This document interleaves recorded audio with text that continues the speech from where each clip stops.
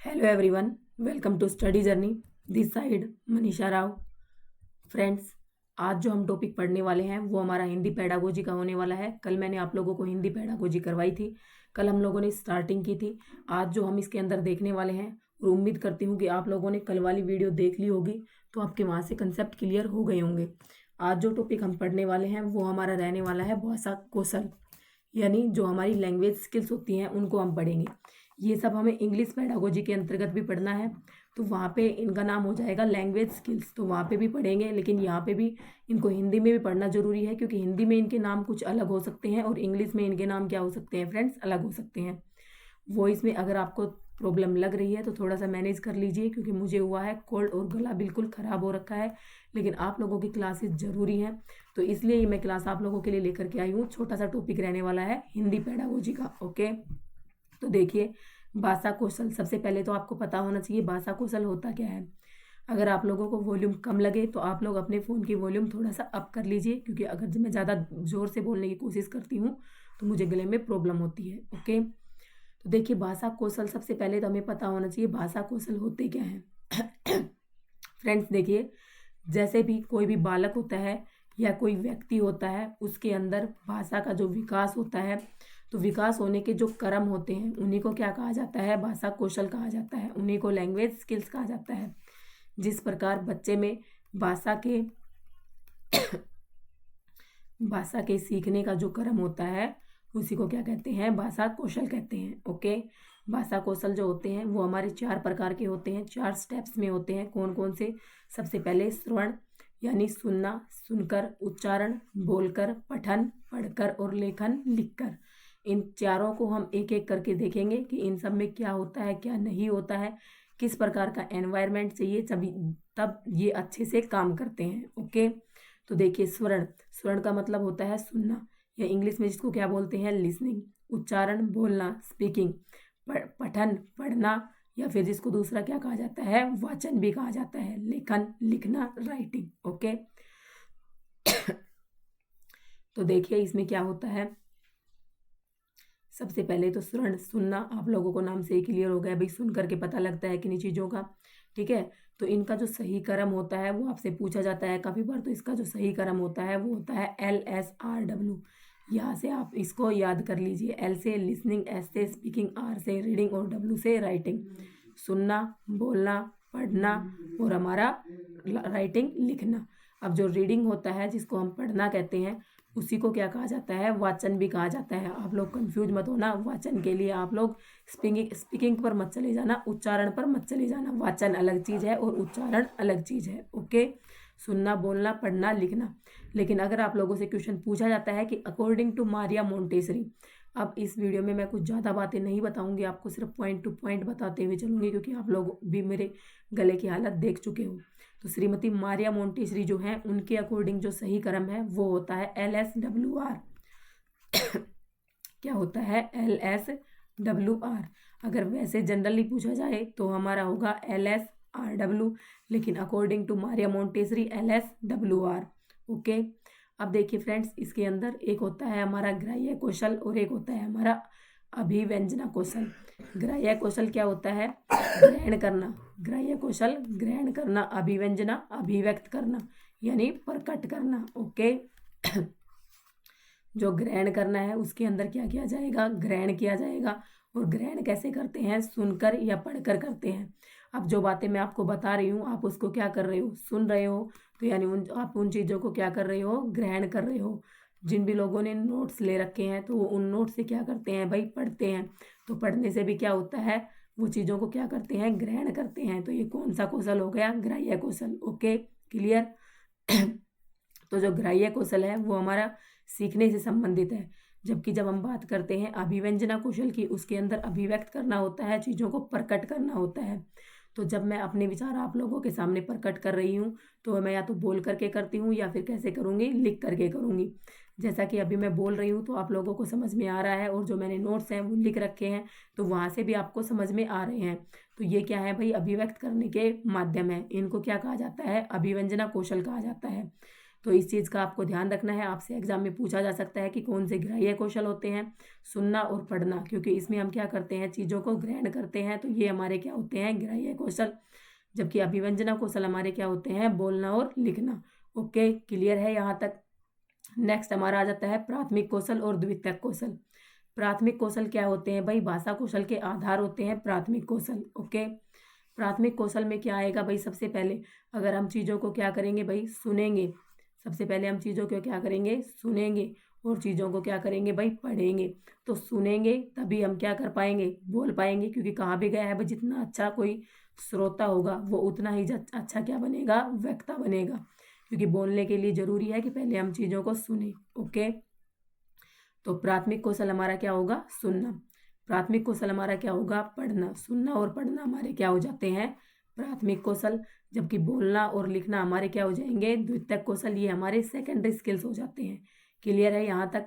अब देखिए फ्रेंड्स, आगे की चीज़ें। अब जब एक बच्चा होता है तो सबसे पहले वो क्या करता है भाई, अपने परिवार में जब जन्म लेता है तो सबसे पहले वो सुनता ही है। उसके घर वाले उसको बोलते हैं तो वो सभी चीज़ों को क्या कर रहा होता है, सुन रहा होता है। तो सबसे प्राथमिक और सबसे आधारभूत कौशल है वो हमारा क्या हो जाएगा, श्रवण कौशल। भाषा का विकास भी उतना ही बेहतर प्रकार का होगा। यानी मैंने आपको बताया कि बच्चे के अंदर जो भाषा डेवलप है, या जो भी जितना भी अच्छा वक्ता बनेगा, वो उसके श्रोता पे डिपेंड करता है। अगर कोई जितना अच्छा श्रोता होगा, जितना अच्छा उसे सुनने को मिलेगा, जितने ज़्यादा वो विचारों को सुनेगा, उतने ही ज़्यादा विचार उसके अंदर डेवलप होंगे, उतना ही ज़्यादा वो बोल पाएगा। ओके, तो श्रवण कौशल के लिए आवश्यक क्या है भाई, उसको ठीक प्रकार से सुनना चाहिए। उसके जो कान है वो क्या होने चाहिए, ठीक होने चाहिए। उनके अंदर कोई भी इम्पेयरमेंट नहीं होना चाहिए। एक सर्वे से भी ये निष्कर्ष निकाला गया है कि 90 से 95% वही लोग गूंगे होते हैं जिनको सुन नहीं पाता है। तो बोलने के लिए क्या जरूरी है भाई, सुनना जरूरी है। ओके, और क्या चाहिए भाई, सबसे पहले तो हमारे कान सही होने चाहिए। दूसरा, जो वातावरण है, जो एटमॉस्फेयर है, वो कैसा होना चाहिए, शांतिपूर्वक होना चाहिए। अगर यहाँ पर बहुत सारा शोर हो रहा होगा तो एक तो मेरी आवाज़ वैसे ही खराब आ रही है, तो आप लोगों को सुनेगा कैसे। तो आप जो मेरी क्लास देख रही हैं वो शांतिपूर्ण वातावरण में बैठ करके देखेंगे। ओके, नेक्स्ट आता है वक्ता के शब्दों का उच्चारण बिल्कुल स्पष्ट व शुद्ध। अब जो बोलने वाला है, अब मैं पूरी कोशिश कर रही हूँ कि जो भी मैं शब्द बोलूँ वो बिल्कुल क्या बोलूँ भाई, स्पष्ट बोलूँ, ताकि आप लोगों को अच्छे से सुनाई दे। और मैं क्या बोलूँ भाई, शुद्ध बोलूँ, क्योंकि उसके ऊपर भी स्वरण डिपेंड करता है। दूसरा, ध्यान केंद्रित। अब आपने मेरी वीडियो तो चला करके वीडियो तो चला करके रख ली है, लेकिन जो आपका ध्यान है वो वीडियो में ना होकर कहाँ है, आपने बच्चों की तरफ है। तो आप मेरी चीज़ों को, जो आपका ध्यान है वो केंद्रित नहीं रहेगा, तो ये आप में क्या करेगा, अवधान करेगा। ओके, नेक्स्ट आता है अंतर्बोध शक्ति का होना। आप लोगों में क्या होनी चाहिए, अंतर्बोध शक्ति होनी चाहिए। आप लोगों को जो भी बातें करनी है, उसके लिए, जो भी बातें आप सुन रहे हैं उसके लिए आप लोगों के अंदर क्या होनी चाहिए, अंतर्बोध शक्ति होनी चाहिए। नेक्स्ट, उसमें क्या होना चाहिए, धारण शक्ति। जो जितनी भी चीज़ों को सुन पा रहा है उनको धारण करने की शक्ति उसके अंदर होनी चाहिए। नेक्स्ट आता है अर्थबोध। जो भी बातें मैं आपको बता रही हूँ, अगर आप लोगों को उनका अर्थ ही नहीं पता होगा तो आप उस लोगों को, उन चीज़ों को सुनकर भी समझ नहीं पाएंगे। तो सबसे पहले तो आपको उनका जो अर्थ है वो पता होना चाहिए। अब मैंने आपको बता दिया श्रवण, लेकिन श्रवण का आपको क्या नहीं पता है, अर्थ नहीं पता है, तो आप इस चीज़ को ग्रहण नहीं कर पाएंगे। इस चीज़ का जो अर्थ है वो आपको समझ में नहीं आएगा। तो आपको पता होना चाहिए कि इसका मीन्स क्या होता है, सुनना। ओके, तो क्लियर है यहाँ तक। अब देखिए आगे आगे चलते हैं। जो हमारा नेक्स्ट टॉपिक आता है वो होता है उच्चारण कौशल। उच्चारण कौशल में क्या होता है भाई, जब एक बालक व्यक्ति जैसा सुनता है उसी प्रकार वो क्या करता है, बोलने की कोशिश करता है। Okay, keep quiet. तो उच्चारण कौशल में क्या होता है भाई, जो बालक जिस प्रकार का सुनता है उसी प्रकार क्या करता है, वो बोलने की कोशिश करता है। तो वो क्या होता है, उच्चारण। उच्चारण का मतलब वो क्या हो गया भाई, यहाँ से बोलना हो गया। ओके, अब बोलने के लिए क्या क्या आवश्यकताएं होनी चाहिए। सबसे पहले तो उसका जो उच्चारण है वो कैसा होना चाहिए भाई, स्पष्ट होना चाहिए, शुद्ध होना चाहिए। जो वाक्य विन्यास है वो सही होना चाहिए शब्दों का। जैसे कि मैं आपको बोलती हूँ, जैसे मैंने आपको बोला भाई मैं आपको बोलती हूँ। ओके, अगर इसमें मैं बोलूँ मैं बोलती आपको, तो उसका कुछ समझ में आएगा, नहीं समझ में आएगा। जो उनका कर्म हो वो भी क्या होना चाहिए, सही होना चाहिए। पर्याय शब्दों का अनावश्यक प्रयोग नहीं। जितनी जरूरत हो उतने ही पर्यायवाची शब्दों का प्रयोग करें, जिनकी जरूरत ना हो उन शब्दों का प्रयोग नहीं किया जाना चाहिए। अधिकतम अलंकृत शब्दावली, यानी अलंकृत का मतलब भी यही है कि ज़्यादा ज़्यादा हमें सजा दजा करके नहीं परोसना है। जो जिस प्रकार से समझ में आ जाए उसी प्रकार से शब्दों को बताना है। Okay, clear. उच्चारण कौशल में क्या क्या चीजें बाधाएं डालती हैं, वो है उच्चारण के बाधक। फर्स्ट आता है शीघ्रता से बोलने की आदत, यानी शीघ्रता से बोलने की आदत। अब एक बच्चा है, वो कोशिश करता है कि वो जल्दी जल्दी से बोले, तो वो क्या होगा भाई, उसके उच्चारण में कहीं ना कहीं क्या आएगी, बाधा आएगी, रुकावट आएगी। ओके, नेक्स्ट आता है भौगोलिक वातावरण का प्रभाव। अब भौगोलिक वातावरण, जिस भी मतलब जो भी आप चीज़ बोलना, जब कोई भी व्यक्ति खड़ा होकर के भाषण देने की कोशिश करता है, लेकिन वहाँ पर क्या नहीं हो भाई, शांति ही ना हो, वहाँ पे वातावरण भी अच्छे से ना हो, तो वो क्या अपनी बात को अच्छे से कह पाएगा, नहीं कह पाएगा। शारीरिक या मानसिक दोष। शारीरिक और मानसिक दोष से क्या समझते हैं कि भाई कोई बोलने में प्रॉब्लम होना, जैसे कुछ हकलाते हैं बोलते हुए, कुछ तुतलाते हैं, तो वह भी जो उच्चारण होगा वो करेक्ट नहीं हो पाएगा। नेक्स्ट होता है जो भी सामाजिक वातावरण है, आपके आसपास का जो पड़ोस है जिसमें आप रहते हो, वो किस प्रकार का है, उसके ऊपर भी अपना आपका जो उच्चारण है वो डिपेंड करेगा। नेक्स्ट आता है अभिव्यक्ति की क्षमताओं का अभाव। अब मान लो एक व्यक्ति को आता तो बहुत कुछ है, लेकिन वो उसको क्या नहीं कर पाता भाई, अभिव्यक्त नहीं कर पाता, उसको बतानी नहीं आती चीज़ों को, तो वो भी क्या करते हैं, उच्चारण के अंदर बाधा उत्पन्न करते हैं। ओके, क्लियर है यहाँ तक। ये जो सारे पॉइंट्स हैं आपके एग्जाम पॉइंट ऑफ व्यू से आप लोगों के लिए काफ़ी इंपॉर्टेंट है। नेक्स्ट हमारा आता है वाचन कौशल। देखिए नाम से ही क्लियर है कि जो वाचन कौशल है, वाचन कौशल का मतलब क्या है, आपका पठन कौशल भी इसको कहा जाता है, जो आपका राइटिंग वाला जो है, ठीक है। वाचन से आप बोलने पर मत चले जाना। किसी भी लिखित वस्तु को स्मरण करना, याद करना क्या कहलाता है, वाचन कौशल। जो वाचन कौशल है दो प्रकार से हो सकता है, ये भी आपको याद रखना है, सहसवर वाचन और हमारा मौन वाचन। ये क्या होता है, सहसवर वाचन। सहसवर वाचन क्या होता है भाई, जहाँ पर मुंह से क्या निकलती हो, ध्वनि निकलती हो, बोल करके प्रकट कर रहे हो। मौन वाचन में क्या होता है भाई, मुख से ध्वनि ना निकल रही हो, जैसे कि हम किताब को पढ़ते हैं। Okay, clear. सहसवर वाचन और मौन वाचन समझ में आया। सहसवर वाचन वह होता है जहाँ पर मुख से ध्वनि निकलती है, मौन वाचन में मुख से ध्वनि बाहर नहीं निकलती है। ओके। वाचन को जो आधार है वो क्या होता है, हमारा प्रारंभिक आधार कौन सा होता है, सहसवर वाचन। क्योंकि जब बच्चे स्कूल जाते हैं तो उनको क्या सिखाया जाता है भाई, ऐसे अनार, इस प्रकार से सिखाया जाता है, तो वहाँ पे क्या होता है, सहसवर वाचन। और जब वो ऐसे अनार बोलना ही नहीं सीखेंगे तो वो इस प्रकार इस अकेले वर्ड को नहीं पढ़ पाएंगे। ओके, क्लियर है।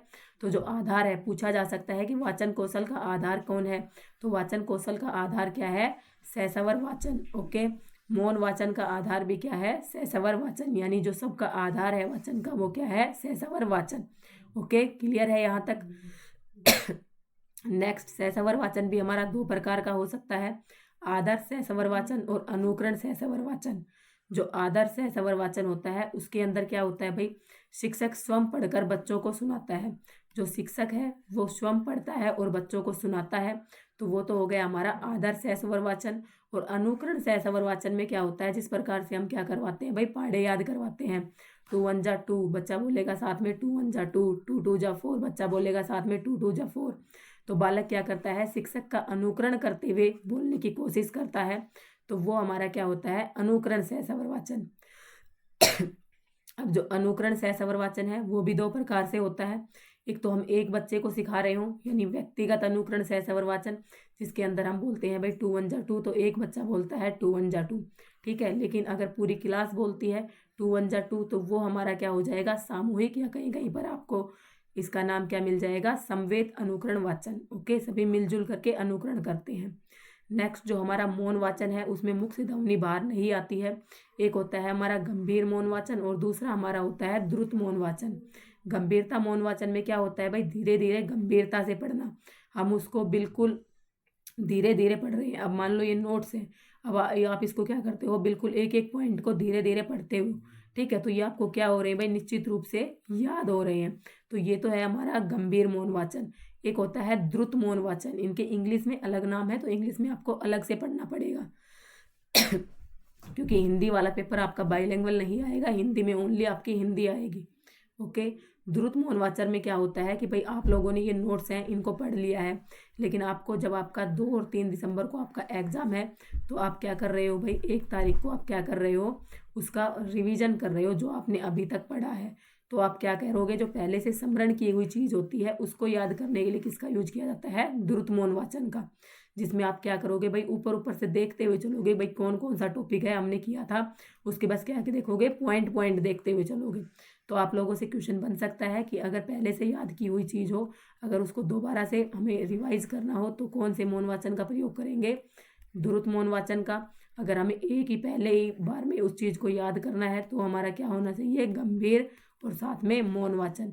अगर हमें बच्चों को शुरुआती दौर में पहाड़े याद करवाने हों, टेबल याद करवानी हो, तो हमारा कौन सा होता है, अनुकरण वाचन। ओके, पूरी क्लास को करवानी हो तो समवेत अनुकरण वाचन। ओके, अब देखिए फ्रेंड्स, मौन वाचन की शुरुआत कक्षा 3 से ही करवानी चाहिए, क्योंकि जब बच्चा ज़्यादा बड़ा हो जाएगा तो फिर उसको दिक्कत आएगी। जैसे ही बच्चा कक्षा 3 से पहुँचता है तो उसको मौन वाचन की शुरुआत करवा दी जानी चाहिए। जो प्रतिभाशाली बालक हैं वो कक्षा 3 से ही शुरू कर देंगे, लेकिन जो सामान्य बालक है वो कक्षा 5 के बाद यानी कक्षा 6 से शुरू करता है। तो इस चीज़ को याद रखना है। मौन वाचन का उद्देश्य क्या होता है भाई, विषय वस्तु को याद करना। जो भी हमने चीज़ें देखी हैं, जो भी हमने पढ़ी है, उसको याद किस प्रकार से किया जाए।